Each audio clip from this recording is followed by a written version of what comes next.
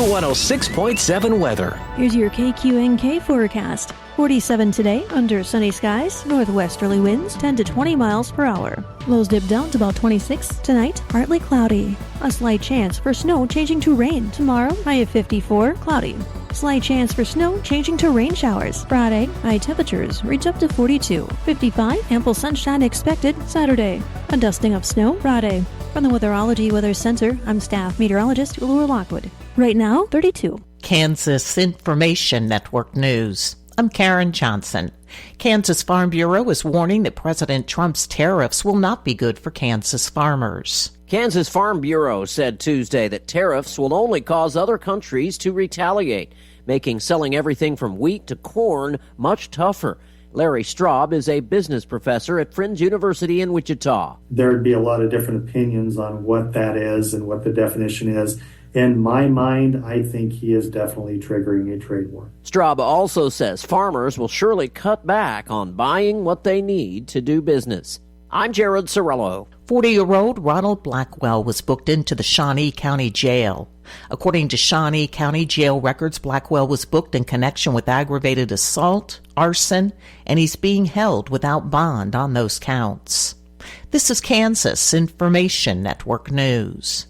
You said you'd never buy your kid candy from the checkout aisle. Or forget extra diapers. And never give in to a meltdown. You'd never lick your thumb to clean their face. Never let them have too much screen time. And never bribe them for just one more bite. You say you'd never let them out in public without their hair brushed. Never, ever become a minivan mom. And you'd never give them your phone for a quiet dinner. Calling boss work phone. So when you say you'd never leave your child in a hot car, no, it can happen. Cars get hot fast, and kids can be at risk in temperatures as low as 60 degrees Fahrenheit. Never happens. Before you leave the car, always stop, look, lock. Brought to you by NHTSA and the Ad Council. Good afternoon, I'm Natalie Hadley with your KQNK News. Brought to you by the Norton County Hospital, providing the best care right here at home. U.S. Senator Roger Marshall, M.D. of Kansas, joined U.S. Senator Rick Scott of Florida to introduce the Preserving Access to Patient Reimbursement, or PAPR, Act, which is bipartisan legislation that ensures America's veterans continue to have access to a paper-based system for reimbursement of their travel expenses to and from medical appointments. This legislation follows a move from the U.S. Department of Veterans Affairs to a fully web-based travel reimbursement program for veterans, causing a roadblock for those without access to or experience with computers. Senator Marshall said our nation's heroes served our country with unwavering honor and dignity, and we need to ensure they receive the support they deserve. He said his office hears from countless veterans who are in need of assistance with web-based travel reimbursements, and he's pleased to work with his colleagues on a common-sense solution to this problem by introducing the Preserving Access to Patient Reimbursement Act. Joining Senators Roger Marshall and Rick Scott are 6 other senators and U.S. Representatives Gus Balarakis of Florida 12 and Chris Pappas of New Hampshire 1, who led the companion version of this legislation in the House. The Kansas Department of Transportation plans to temporarily close both directions of I-70 near Hayes starting on Tuesday, March 11th for the removal of the U.S. 183 bypass bridge over I-70 at exit 157. Eastbound and westbound traffic will be diverted onto the U.S. 183 bypass exit ramp at exit 157 and re-enter I-70 through the entrance ramp. Stop signs on both exit ramps will be covered to allow for continuous traffic flow through the detour, and no right or left turns will be allowed. Additional closures will be in place on the U.S. 183 bypass and 230th Avenue, as northbound lanes on the U.S. 183 bypass will be closed immediately north of the intersection at Fairground and Frontier Roads, and southbound 230th Avenue will be closed immediately south of the 55th Street intersection. Access to I-70 from the U.S. 183 bypass and 230th Avenue will not be available during the closure. The Kansas Department of Transportation expects the closure to last 7 working days, excluding weekends, and conditions permitting.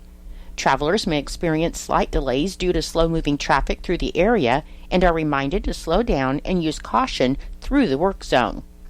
For more information, you can contact the Kansas Department of Transportation Area Engineer Kevin Zimmer at 785-261-6136 or Public Information Officer Lisa Moosman at 785-874-8107. 3 special meetings are scheduled across Kansas to discuss night vision coyote hunting in the Sunflower State, and the meetings, which are being sponsored by the Kansas Department of Wildlife and Parks, will take place locally from 6:30 to 8:30 p.m. on March 25th at Brief Space 219 West 10th in Hayes. And according to the Kansas Department of Wildlife and Parks, the meetings are designed to gather feedback on the night vision coyote hunting season. Attendees will be able to share their thoughts with Kansas Department of Wildlife and Parks officials at the meeting, and the Kansas Department of Wildlife and Parks will then use the information to assess season dates. The night vision coyote hunting season, introduced in 2021, runs annually from January 1st through March 31st, and during this season, hunters may use artificial light, night vision, and thermal imaging equipment to hunt coyotes with a $2.50 night vision equipment permit and the appropriate hunting license. In addition to the night vision season, Kansas maintains a year-round coyote hunting and fur harvesting season with no limit on the number of coyotes that can be taken. Christopher Kennedy, the acting Kansas Department of Wildlife and Parks Secretary, said they have not proposed any changes to the coyote night vision season, though they have heard from many members of the public with varying opinions, so they scheduled these meetings to ensure they're listening and considering the views of all Kansans. The night vision coyote season will also be discussed at upcoming Kansas Wildlife and Parks Commission meetings, including the next meeting on March 27th at the Topeka and Shawnee County Library in Topeka. Members of the public are welcome to attend and voice their opinions during the meeting's 2 public comment sessions, and those unable to attend a meeting can provide input by filling out the Contact All Commissioners form at ksoutdoors.com/commission. For more information on coyote hunting in Kansas, you can visit ksoutdoors.com/hunting/coyote. I'll be back with more in just a moment. Join us at Norton County Hospital on Wednesday, March 26th at 5 p.m. for the next Can't Miss Destination Health class, Marching Towards Better Health. This engaging session will cover tips on diabetic nutrition, affordable healthy meals, the Walk Kansas program, and fitness strategies to help you reach your wellness goals. Perfect for all ages. For more details, visit the NCH Facebook page. According to the unofficial minutes of the Norton County Board of Commissioners meeting that was held on February 17th, Commissioner Marvin Matchett called the meeting of the Norton County Board of Commissioners to order at 9 a.m. in the Commission Room, and in attendance were Chairman Matchett, Commissioner Garrett Beidler, and Commissioner Richard Thompson, along with others to present business or observe. Ted White with Norton County Solid Waste informed the commissioners that the top coat machine is failing, and he said it was new in 2005 and has been rebuilt 3 times. The commissioners asked Ted to get another rebuild cost and to get a price on a new machine to evaluate their options. Robert Wyatt informed the commission that Devises Cemetery is currently unable to be accessed. There's a monument truck that would like to access the cemetery to lay a stone, and there's also a current burial that needs to take place. Robert said that he would like the commission to instruct Road and Bridge Department to redo the entrance into the cemetery, and the commissioners agreed to send Terry Laughlin to get the maintenance schedule. Leslie Fawnenstill and Jinda Jones were at the meeting to obtain signatures for some grants that they are applying for, and in addition, they reported on the quality of service that they are experiencing with their personal health insurance supplements. The commission listened and instructed County Clerk Craig Renner to make some phone calls to insurance companies to get this situation remedied. Robert Wyatt inquired about purchasing the old copier in the storage room, so he was instructed to contact Eeks to get a bid on what the copier was worth, and then the commission would sell it to him for that price. Commissioner Beidler moved that a solid waste hearing be opened at 10 a.m. as scheduled. Commissioner Thompson seconded the motion, and the motion carried. Chairman Matchett asked for comments from the public, and no comments were made, so Commissioner Beidler moved that the public hearing be closed, and Commissioner Thompson seconded the motion, and the motion carried. and the hearing was then closed. Doug Minson and Mark Polifka of Foley Equipment presented the Commission with the bid on a new Caterpillar 140-15J motor grader. The total purchase price is $383,124.98, including the extended warranty, and the offer includes a trade-in offer, but it gives the Commission the option of selling the trade-in on their own. So the Commission is going to take 60 days to either accept the trade-in price or to sell it outright, and Caterpillar is offering financing terms for 5 years. Commissioners instructed County Clerk Renner to obtain bids from the local banks on a $200,000 amount, and Commissioner Beidler moved to lock the purchase contract for $383,124.98. Commissioner Thompson seconded the motion, and the motion carried 3-0. Kenneth Riemann passed away on February 26, 2025, at the Memorial North Hospital in Colorado Springs, Colorado, at the age of 91. Mass of Christian burial officiated by Father Trinity Savar ER will be held tomorrow, Thursday, March 6th, at 10:30 a.m. at the St. John's Catholic Church in Logan, Kansas, and burial will follow at the Mount Calvary Cemetery in Dinsmore, Kansas. Mr. Riemann will lie in state on Wednesday, March 5th from 12 p.m. to 8 p.m. with a recitation of the Rosary on Wednesday evening at 7 p.m. at the Logan Funeral Home in Logan, Kansas. Memorial contributions may be made to the Mount Calvary Cemetery, and Logan Funeral Home is in charge of the arrangements. I'm Natalie Hadley. Your KQNK News was brought to you by the Norton County Hospital. You can call the Norton County Hospital at 785-877-3351 for all of your health care needs. Kansas Agriculture Network News. Good day, everyone. I'm Greg Akagi, and this report on the Commodity Classic in Denver is brought to you by Kansas Corn. A lot of the discussion on the final day of the Commodity Classic in Denver on Tuesday focused on tariffs after the 25% tariffs on Canada and Mexico went into effect Tuesday, as well as the additional 10% tariff on China that took effect Tuesday. Chad Epler, a corn producer from Columbus, serves as a board member of the Kansas Corn Commission. He says we're already starting to see effects of the tariffs through the prices at the Board of Trade. What's it going to look like long term? I don't know, and that's got a lot of us right now. A lot of us that are getting ready to put corn seed in the ground. It has us thinking, gosh, what do we do? How do we market this pre-harvest? How do we break even, if that's even going to be a possibility? We're going to have to push the yields to really make it work if we don't see some improvement on the price. I understand the purpose of tariffs, and it seems like a lot of times agriculture is just caught in the crosshairs, and it's unfortunate. We will do what we always do, and that's put our head down and go to work and hope for the best. And there's also the concern as to when the effects of tariffs or the removal of tariffs is going to happen and going to end in the case of the removal of tariffs. Epler also serves as chair of the National Corn Growers Association Action Team on Research and New Uses.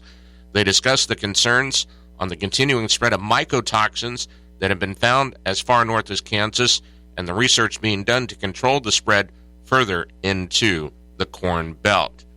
The Commodity Classic ended Tuesday in Denver. You're listening to Agriculture News here on the Kansas Agriculture News. The Kansas Corn Growers Association has long worked tirelessly in the interest of today's corn industry. Because you're busy farming and raising a family, so we're at the table when you can't be. But like you, we can't do it alone. Our strength is in our members. Our strength is in you. Join us as we continue advocating for the American corn farmer. Visit kscorn.com and become a member today. This is your captain. We are going to be experiencing some slight turbulence. Please fasten your... Oh, hold on. Just got a video of my cat. Imagine the pilot of an airplane was as confident as you are texting and driving. Seems kind of crazy when you put it like that. Visit StopTextStopWrecks.org. A message brought to you by the National Highway Traffic Safety Administration, Project Yellow Light, and the Ad Council. Kansas Agriculture Network weather.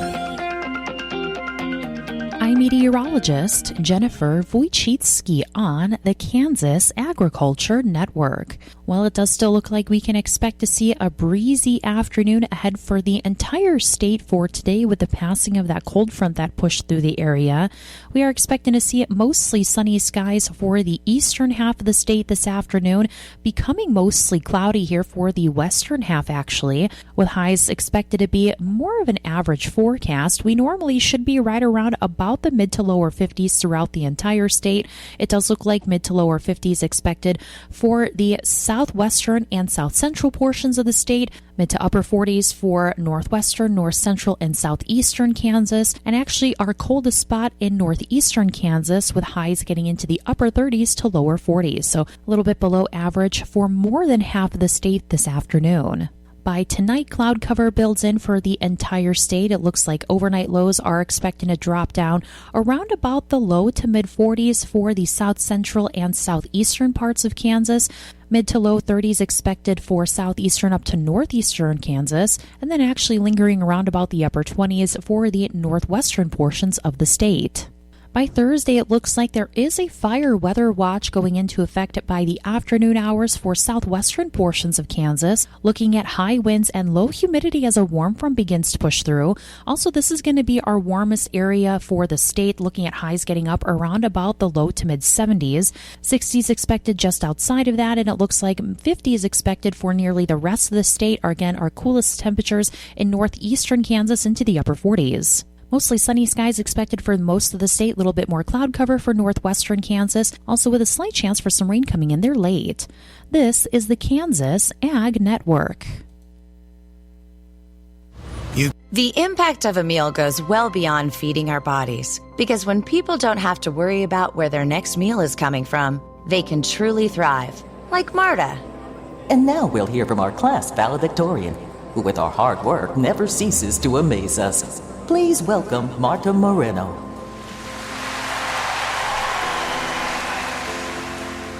And Alex. Hey, Alex, how did the interview go? I did it! I got the job! I can't believe it! I knew it. Let's meet up later to celebrate. And Diego. Mom! I got first place at the science fair with my volcano project. That's amazing, sweetie. Congratulations. Because when people are fed, futures are nourished, and everyone deserves to live a full life. Join the movement to end hunger at feedingamerica.org/actnow. feedingamerica.org/actnow. A public service announcement brought to you by Feeding America and the Ad Council. This is Jan Teed for Norton Livestock Market with information on this week's Thursday cattle auction at 1 o'clock. At this time, we have over 200 head of 450 to 700 pound wean light feeders consigned, but those 3 consignments are pending at this time due to the moisture we received yesterday. We'll see later today what tomorrow's sale looks like. Check our website, nortonlivestock.com, for information later today and on the radio Thursday morning. Thank you.